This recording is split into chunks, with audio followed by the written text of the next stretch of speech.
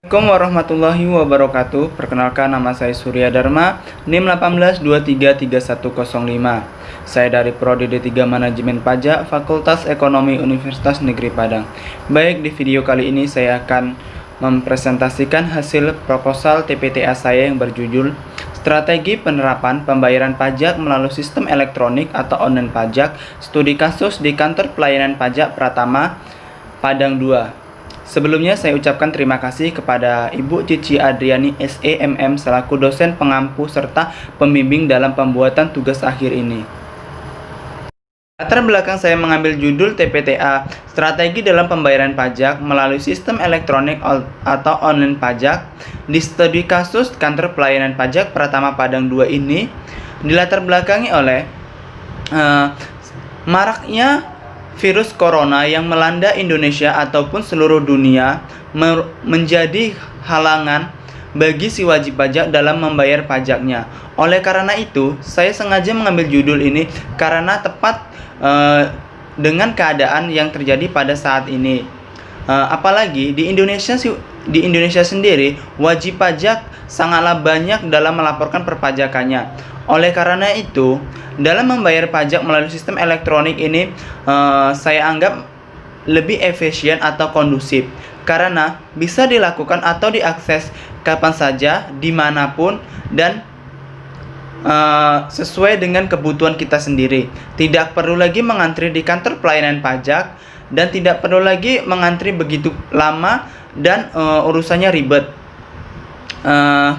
Latar belakang saya mengambil judul ini untuk mengetahui bagaimana sih strategi pembayaran pajak melalui sistem elektronik atau e-billing system. Yang kedua yaitu apa saja sih kendala-kendala yang sering dialami oleh si wajib pajak dalam membayar pajak melalui sistem elektronik atau e-billing system.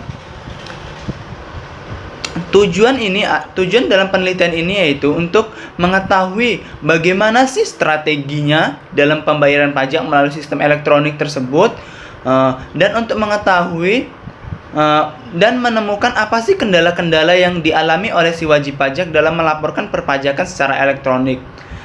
Dengan demikian, kita dapat mengetahui apa sih kendalanya dan apa sih strategi yang harus dialami.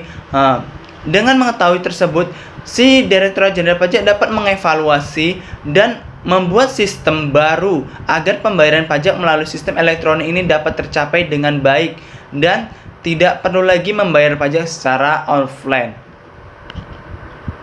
Selanjutnya yaitu tinjauan pustaka. Pengertian pembayaran pajak secara elektronik sendiri yaitu pajak online merupakan sistem elektronik yang disediakan oleh Direktorat Jenderal Pajak atau pihak lain yang bekerja sama oleh Direktorat Jenderal Pajak.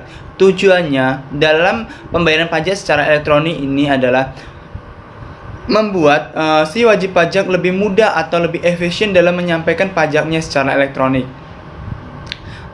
Salah satu aplikasi pembayaran pajak melalui sistem elektronik adalah e-billing. E-billing merupakan salah satu aplikasi bentuk modernisasi strategi pembayaran pajak melalui sistem elektronik atau mengoptimalisasi pelayanan pajak secara online yang disediakan oleh Direktorat Jenderal Pajak kepada si wajib pajak. Menurut Agus, Adrian, dan kawan-kawan, e-billing system adalah serangkaian proses yang meliputi kegiatan pendaftaran peserta pembayaran pajak melalui sistem elektronik atau online pajak. Yang selanjutnya yaitu tujuan dari pembayaran pajak melalui sistem online yaitu gambaran sistem pembayaran pajak e-billing ini sangatlah mudah dan dapat diakses kapanpun dan dimanapun. Cara-caranya telah disediakan oleh Direktorat Jenderal Pajak melalui situs-situs yang disediakan Direktorat Jenderal Pajak untuk melakukan pembayaran, pendaftaran, dan lain sebagainya sudah jelas dibuat atau disampaikan oleh Direktorat Jenderal Pajak melalui situs-situs yang telah disediakan. Si wajib pajak tinggal membuka atau mengakses situs-situs yang dibutuhkan dalam pelaporan pajaknya. Selanjutnya yaitu pendekatan penelitian. Penelitian ini saya ambil yaitu penelitian tentang penelitian deskriptif, yaitu penelitian yang berfokus pada penjelasan sistematis tentang fakta yang diperoleh pada saat penelitian dilakukan. Jadi, saya mengambil simple data ini dari hasil penelitian yang saya lakukan di kantor pelayanan pajak Pratama Padang 2. Yang selanjutnya, lokasi penelitian ini yang beralamat pada di kantor pelayanan pajak Pratama Padang 2 yang beralamat di Jalan Pemuda nomor 46 Kota Padang, Sumatera Barat. Waktu penelitiannya itu saya lakukan pada tahun 2020. Rencana penelitian, teknik analisis data deskriptif kuantitatif, yaitu melakukan pengumpulan data jumlah wajib pajak yang terdaftar melalui pembayaran secara elektronik yang tertera di kantor pelayanan pajak Pratama Padang 2. Saya mengambil judul dan menganalisis ini dari situs-situs yang telah diperoleh oleh kantor pelayanan pajak 2. Terus saya analisis bagaimana sih penerapannya, sudah efisien atau belum, dan apa saja sih kendala-kendala yang dialami oleh si wajib pajak dalam melakukan pembayaran pajak secara elektronik atau secara online. Yang selanjutnya itu jenis penelitian. Jenis penelitian yang dilakukan dalam penelitian ini adalah penelitian deskriptif. Tujuan penelitian deskriptif ini adalah mendeskriptifkan atau mendeskripsikan fakta yang akurat ataupun fakta-fakta yang terjadi selama si wajib pajak membayarkan pajaknya secara elektronik atau secara online.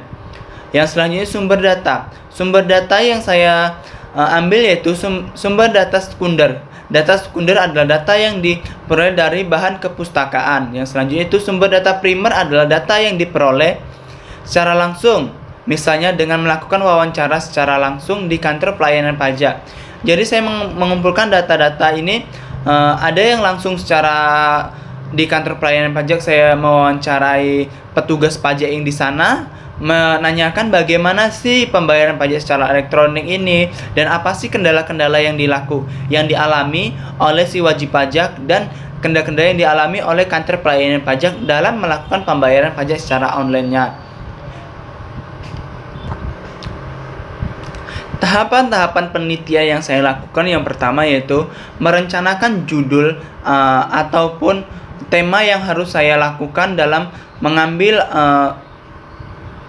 judul apa yang harus saya buat dalam mata kuliah ini. Yang selanjutnya merumuskan masalah yang terjadi dan yang dialami pada saat situasi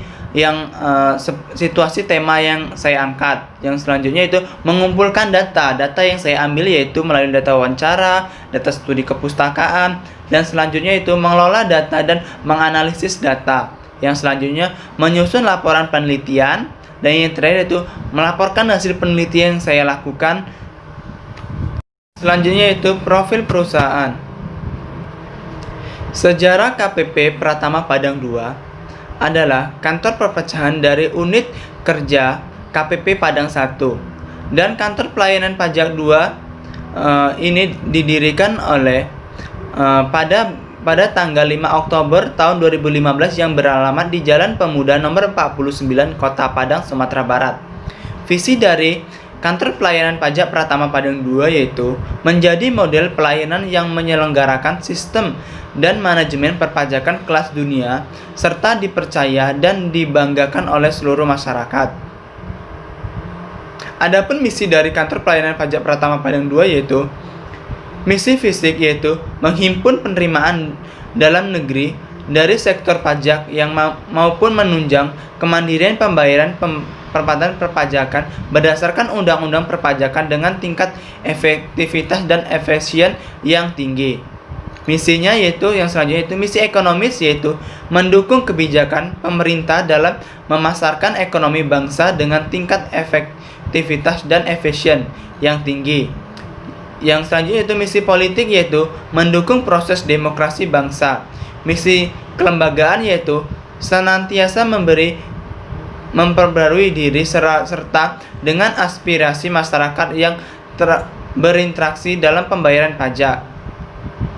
Cukup sekian presentasi hasil proposal TPTA saya yang berjudul Strategi dalam Pembayaran Pajak melalui Sistem Elektronik atau Online Pajak Studi Kasus di Kantor Pelayanan Pajak Pertama Padang 2. Banyak kurangnya saya mohon maaf kepada Ibu Cici Adriani selaku dosen pengampu serta dosen pembimbing dalam pembuatan tugas akhir ini.